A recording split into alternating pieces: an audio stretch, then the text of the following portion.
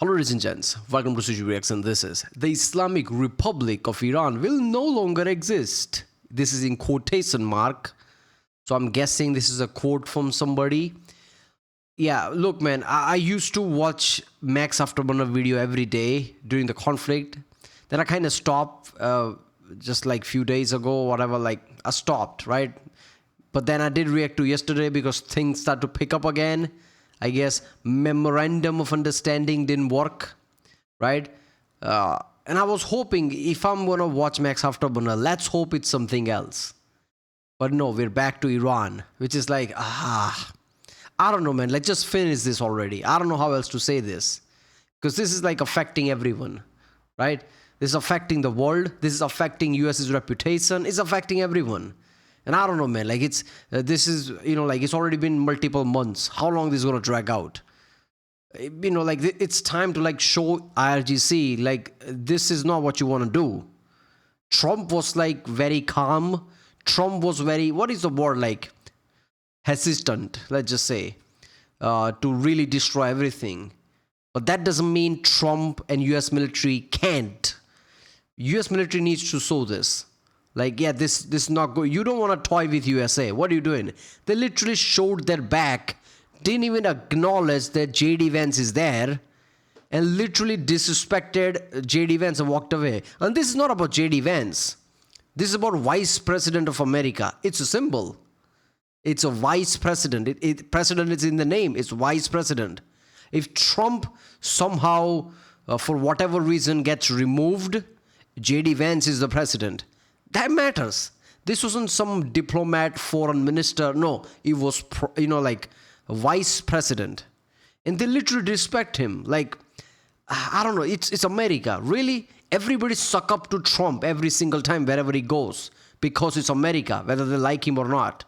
And these people point blank disrespect vice president. See, there is not going to be any deal. After all this, there's no way. Ceasefire was violated twice. That's this latest video. It's going to be interesting. Let's do this one. It's June 29th, 2026. Welcome to the video, everybody. This footage right here was on June 27th, but this is what it looks like when 10 Iranian military targets go bye-bye from Navy and Air Force fighter jets, working through them in 90 minutes. We're talking radar sites, drone storage, mine laying platforms, communication nodes, air defense infrastructure. 2 of those targets were also brand new. The IRGC built them during the ceasefire. Oh, the IRGC adding to your real estate portfolio. Very nice. Well, sorry about that. I think the real broker at this point is the United States military. So the US military, ISR, intelligence, surveillance, and reconnaissance, found out they existed, were rebuilt, and then removed them from the planet before the IRGC could really even use these things. The F-35 likely went in first, high, fast, invisible, first look, first shot. F-16 Wild Weasels could have been right behind them. HARMs, those are the missiles that hunt every radar that dared turn on. And then somewhere... Yeah, so I realized somebody told me in the comment, and I also searched it, the Wild Weasel is not like Growler.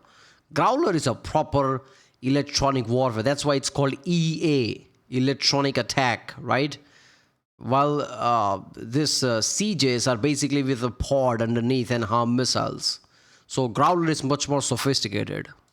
In that strike package, almost certainly, a platform that's made exactly for this, the F-15E Strike Eagle, 23,000 pounds of precision ordnance. That's the aircraft that flew in combat, doing what it does, but then Iran is going to hit back. Missiles and drones at Ali Al Salem Air Base in Kuwait. That's the base where American airmen are working every single day. Missiles at the U.S. 5th Fleet headquarters in Bahrain, the nerve center of U.S. naval power in the Persian Gulf. But looks like none of those actually did any damage, according to CENTCOM. Then the IRGC issued this statement afterwards. They said any enemy aggression, whatever the pretext, even against insignificant targets, will have a crushing response. A crushing response from the force that just lost 10 sites in one night, from the force whose supreme leader... At this point, if not their people, at least Iran's allies, even Pakistan needs to tell Iran, like, what are you talking about? Just back up. This is like king's clothes level thing. King is naked, there is no clothes. Pakistan needs to tell Iran, you can't do nothing. Don't just say hype words. You're not gonna attack America because you can't. Whatever bases you try to hit will not mean anything. So don't just like, oh, it's going to met with a massive response. You can't do it. Can we be real for a second now? Enough is enough. You can't really do anything to America. Was eliminated on day one of this war. And then President Trump went on Truth Social and he said this, quote, "There may come a point when we are no longer able to be reasonable and will be forced to militarily complete the job that we very successfully started. If that happens, the Islamic Republic of Iran will no longer exist." And I know a lot of you have called for that to happen for a long time, but why are we seeing this right now? Why are we seeing this back and forth? Well, it's because the Trump administration wants to open up the global economy. They don't want a global recession to happen. Obviously, that would be bad for everyone. So that's what they're trying to prevent. Will hostilities kick back off, though, due to the fact that Iran can't be bargained with? I'd say it's always an option. And we're going to get into all of that throughout this video, the strike packages. And now Iran requested an emergency meeting in Doha. So pretty interesting, huh? They want an emergency meeting right now. So are there different factions in Iran that are fighting with each other and Iran actually needs some help with it? That could be the case. But also stay for the global roundup. It's about 3/4 of the way through the video. Ukraine 160 drones in the air in one night. And Russia is scrambling, shot down most of them, but some of them got through, hitting some very precise sites in Moscow. We'll cover that during the global roundup about 3/4 of the way through the video. But let's rewind 96 hours because the sequencing here matters and it gives us context. So on June 25th, IRGC attacked the Singapore-flagged cargo vessel MV Ever Lovely with a one-way attack drone as it exited the Strait of Hormuz along Oman's coast. That was a ship operating in the Oman MOU safe corridor, so it was down the southern area where it was supposed to be able to operate. CENTCOM then struck Iranian targets in response. Iran was given an explicit chance to stand down. Okay, you struck these ships, we struck your sites, stand down. But Iran did not. Oh, imagine that. Iran actually stepping up instead of standing down, at least stepping up in the nefarious ways that they do. So on June 27th at 4:30 a.m. Eastern, the IRGC launched a second attack drone that struck the Panama-flagged tanker MT Kiku, yeah, you guys know what I mean, carrying more than 2 million barrels of crude oil near the strait. 2 million barrels Qatari oil bound for Fujairah in the UAE, hit by the same force that co-signed a deal with the country that mediated it. Do you guys see how crazy, how insane it is? So who's actually in charge in Iran? I think it's pretty clear. It might not be the people that are actually signing these MOUs. Why would they strike a tanker of Qatar who helped negotiate the deal and negotiate the MOU? Or could it be a rogue faction, rogue generals that Tehran can't control anymore? CENTCOM responded within hours with a 10-target, 90-minute strike package, surveillance infrastructure, communication systems, air defense sites, drone storage, mine laying capabilities, targets at Qashem Island and Surik region, all those little islands that we've seen in the targeting imagery that are there to try to protect the Strait of Hormuz and execute the tolls that the IRGC wants. Iran. Dude, again, why are you doing this bit by bit? Right? If you have locations at this point, like just take it all out at once. You don't want to do one by one for next few weeks. That's not really gonna give them the message. If you do that in one, full swoop, right? This would actually make them think like maybe we should make a deal now. That was overwhelming. This is hurting Iran more than anyone else. If you just slightly keep destroying them, they won't realize. This bit by bit, they're getting destroyed. Right? To them, it's just like, yeah, it's just few strikes. Next day, it's just few strikes. Next week, it's just few strikes. Collectively, a lot of things are destroyed. But they're not going to get the message, are they? If you do that once, that's overwhelming force. Like, this is America. We can do this every day. Do you have any idea how much ammunition we have? We have too many bombs. We can just, divert all those munitions to Iran, and there you go. You have nothing left. We can't do that. Enough of this. Like, it's been multiple months. Make a deal. And then launched missiles and drones against Ali El Salem Air Base in Kuwait and the 5th Fleet headquarters, naval support activity in Bahrain. They claimed that they destroyed 8 U.S. military facilities, as they do. Yeah, we totally destroyed them. If you watch the footage, it's like a little drone hits a building. It's not nothing, but it's definitely not destroying. CENTCOM reported no casualties, no significant damage. By Sunday, both sides quietly agreed to stand down and reconvene in Doha on June 30th for technical talks. The agreement happened roughly 4 hours after President Trump posted what we just read on Truth Social: the Islamic Republic of Iran will no longer exist, which obviously Iran doesn't want that to happen. They don't want to get hit at all, but their rogue generals might be making them take a few more punches. But here's the tactical problem. The Strait of Hormuz region is one of the most densely contested pieces of airspace on Earth right now. 4 months of active conflict have given the IRGC every opportunity to adapt, relocate, harden, and rebuild their air defense network. Surface-to-air missiles, coastal radar infrastructure, drone launch platforms, mine-laying boats, hidden among commercial traffic. So, the commercial traffic, it's just fishing vessels. They're like, why is there 12 mines strapped to the side of that fishing boat? And they're like, it's for sharks, okay? There's a lot of sharks in the Persian Gulf, and we're just protecting ourselves. Just do as we say, not as we do. But somehow in 90 minutes on the night of June 27th, You know what you should do? You should have growlers circling Strait of Hormuz in sorties, right? So whenever any tanker and anything is about to hit, growler picks it up where it was shot from and just take it out. You have a lot of growlers there. You have Lincoln there, right? You also like F-16 CJs, a lot of electronic warfare, and with a HARM missile, you can use a lot of, this is what HARM missile does. Detects where it came from and destroy that. Radar and everything. This would give Iran thinking like, we can't just willy-nilly destroy anything. We'll be screwed if we launch anything. Like, you used to start doing that. Like, enough, like, okay, you want to try me? Okay, here you go. A lot of growlers and F-16 CJs are just flying there. Try me. The U.S. military put 10 of those targets all the way to the floor, leveled, without losing a single aircraft. And here's likely how that happens. F-35A and F-35C, Air Force and Naval F-35s go in first. These are the aircraft that rewrite what's possible in contested airspace. 5th generation stealth sensor fusion that sees everything before anything sees it. Precision guided munitions delivered from angles the IRGC's radar just can't see the F-35 from. The F-35 sneaks in, walks through the front door of a building whose security system is advanced, but really can't see anything. It's like the F-35 spray paints the cameras before it even goes in. So against an IRGC radar site or an air defense node on Qasem Island, let's say, the F-35's job is simple. Find it, fix it, finish the job before any picture comes together for these radar operators. And then right behind it, the F-16 Block 50 or 52 Wild Weasel configuration. This is the seed suppression of enemy air defenses aircraft. For you acronym junkies that just needed that, you're welcome, giving you your daily fix of acronyms. This thing's got HARM missiles attached to it. The most dangerous thing that a radar operator can see as the last frame on their radar is the F-16 CJ. The HARM locks onto the emissions of any active radar and rides that signal all the way home. The message is simple. If you turn your radar on, you go bye-bye. F-16 Wild Weasels have been prosecuting this exact mission for months in CENTCOM AOR. They know the terrain, they know the night targeting, and they know how to take down these threats. They are the door kickers who make sure that every subsequent platform can work freely. Speaking of subsequent platforms, the platform that can carry 23,000 pounds of precision ordnance is the F-15E Strike Eagle. GBU-28, that's that laser-guided bunker buster bomb, but it's been updated to a GBU-72.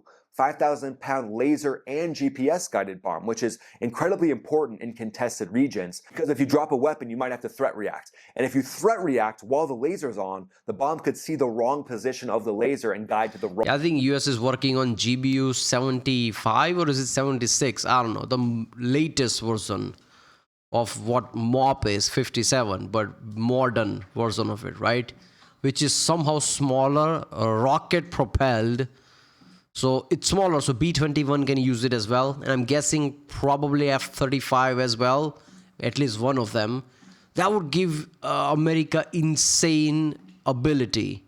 Imagine an ordnance that is as powerful as MOP is, the biggest bunker buster, if not more. But even F-35 can use it because it's smaller, it has a rocket propelled, and somehow they figured it out so it doesn't need to weigh so much just to penetrate.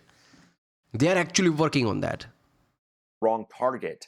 So having it be GPS guided, you can turn the laser off and it'll guide to that exact last known location of where that laser was pointed, which is just next level capability. F-15E also highly capable due to its ability to have lookout, visual lookout. The fighter pilot in the front can be looking outside, Wizzo in the back can be looking and scanning, because again, looks like some sort of jellyfish UAPs were spotted according to that F-15E pilot that was shot down during the daring F-15E pilot and Wizzo rescue. Wait a minute, did I miss something? Did I miss one of the videos? What jellyfish drone? Reports coming in saying that Iranian drones actually took down that F-15E, supposedly. We don't know all the details on that. A lot is rolling in on that. But essentially the Nah.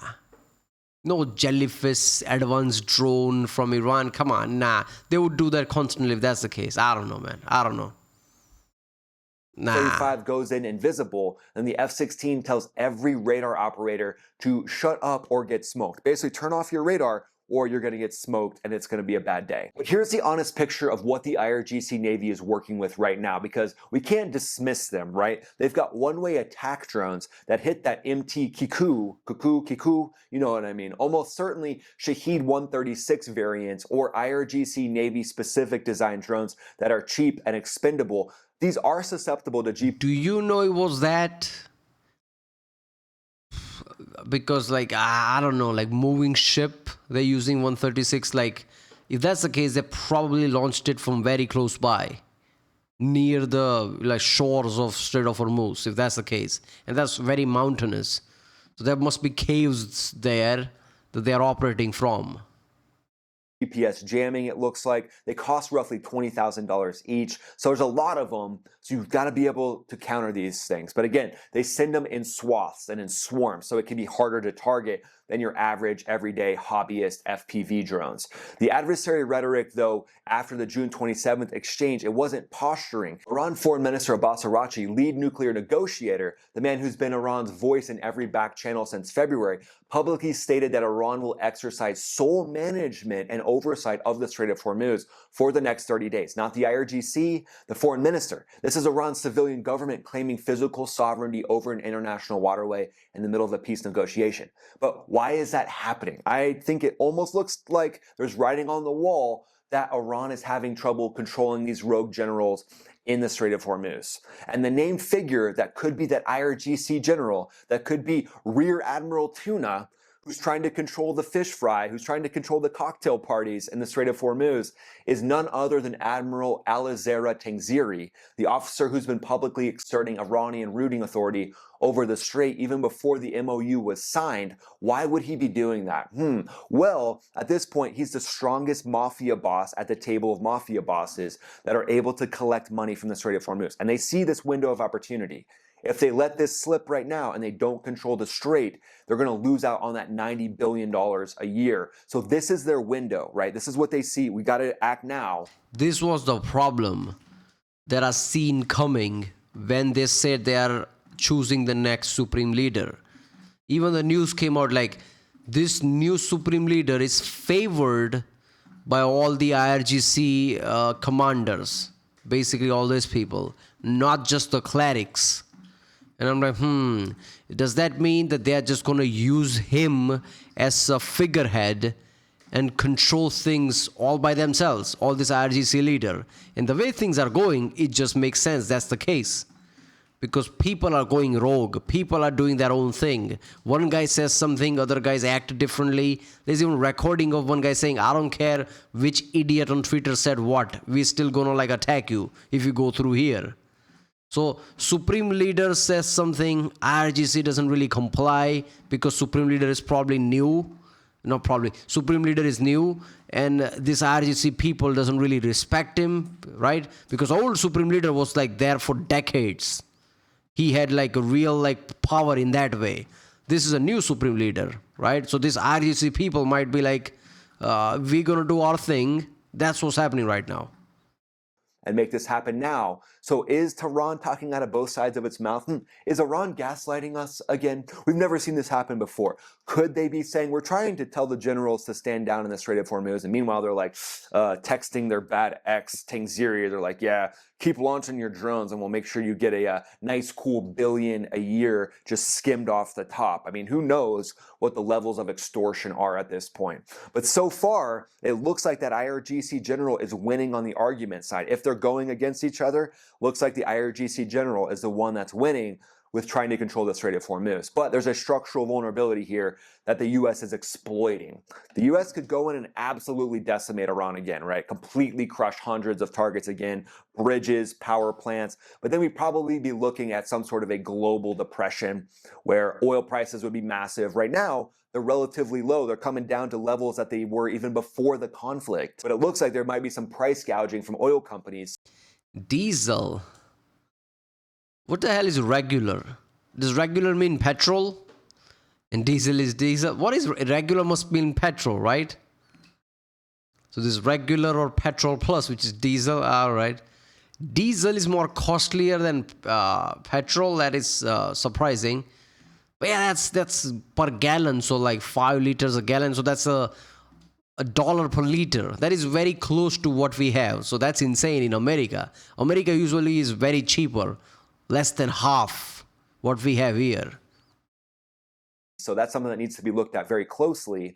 But right now, the structural vulnerability is more of the different radar sites, the homes of these generals, maybe just a nice little picture of where this General Tangziri, General Tuna, is sleeping, basically looking at his little coral reef where he happens to be sleeping, just slipping him that photo and saying, hey, you might not want to close down the Strait of Hormuz. You can see the different places where they can hide these different drones. There's just so many different places to do it. I mean, it's basically like you could go noodling there, stick your hand in the bank of the Strait of Hormuz, and you'd basically pull out a fast attack boat or a drone instead of a catfish. Anybody else seen this noodling thing happen? It's pretty wild to see. I mean, the size of these catfish, we got to just take a second and acknowledge how amazing that is. But every time General Tuna and Iran rebuild or relocate those assets, US ISR has a job to do, and that is find it. So this is why I've been really big, a huge proponent of getting advanced drones into the region, like the Shield AI XBAT drone that has AI hive mind that can talk to multiple of these drones, combine ISR pictures,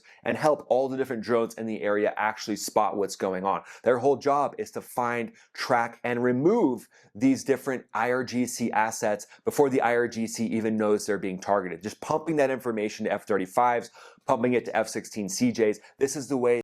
Yeah, that's not gonna happen. But what could happen? I mean, you could use your reconnaissance drones there. You also have like a Space Force satellites, which can keep track of things. But yeah, visually, like you have a lot of reconnaissance drones there. How do you not know every single movement that everyone does? Because you have many assets there. That you really hit these generals where it hurts, where you really hit them in the pocketbook, is being able to take away their ability to control the Strait of Hormuz. And that brings us to the global roundup, my friends. So while the world's looking at the Strait of Hormuz, President Zelensky in Ukraine quietly did something that's making the Kremlin a little bit uncomfortable. He announced a 40-day influence operation led by the security services in Ukraine to strike strategic Russian targets with drones. And just recently, in one night, Russia had to shoot down 660 Ukrainian drones across 12 regions. Massive. I mean, the drone campaign is being stepped up on a whole new level. Okay, for years I've heard about how Soviet Union and Russia is competing with USA, even in space and satellite element.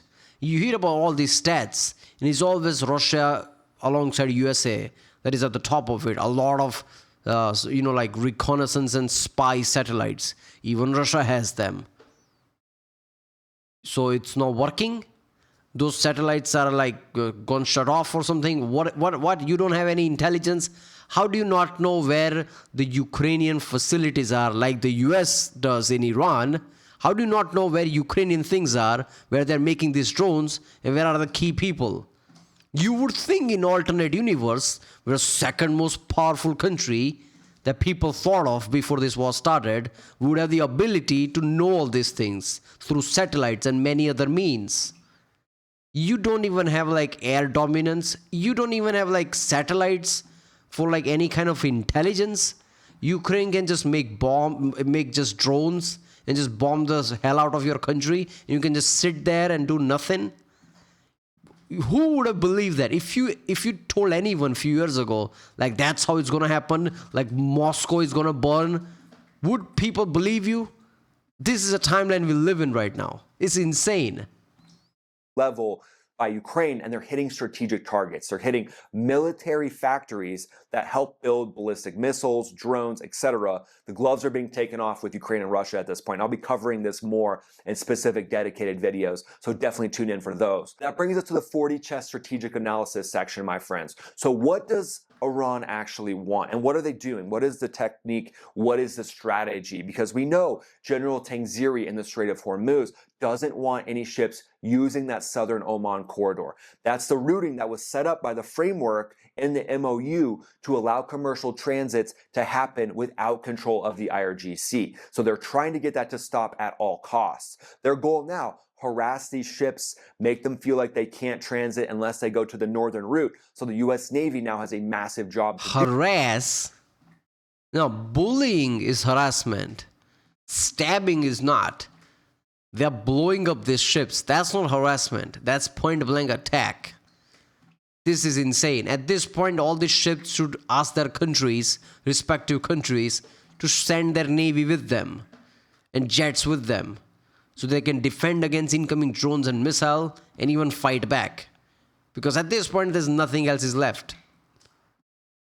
So even though we're in this time where the Southern Highway should be protected, now the US Navy has to step up and fully protect it while we see what happens in the Strait of Hormuz with the IRGC potentially even being in control of the leadership in Tehran. I think what we'll notice here in the next week or so is who's actually in control of Iran definitively. Is it the actual negotiators in Tehran, or is it General Tangziri and his band of evil tunas? Yeah, I'm pretty sure they're tunas with freaking laser beams strapped to their head at this point. So what will we see play out? Let me know what you think. You need to make a deal with supreme leaders somehow. You need to have in front of a TV. You need to have someone like J.D. Vance go there, talk to the supreme leader himself, videograph it, and then make a deal. Otherwise, none of it will matter. People will just claim, like, I don't accept that. It didn't come from my supreme leader. It's some other guy, some other minister or whatever, foreign minister who said that. And no, that deal is voided. So at this point, everybody's just wasting their time.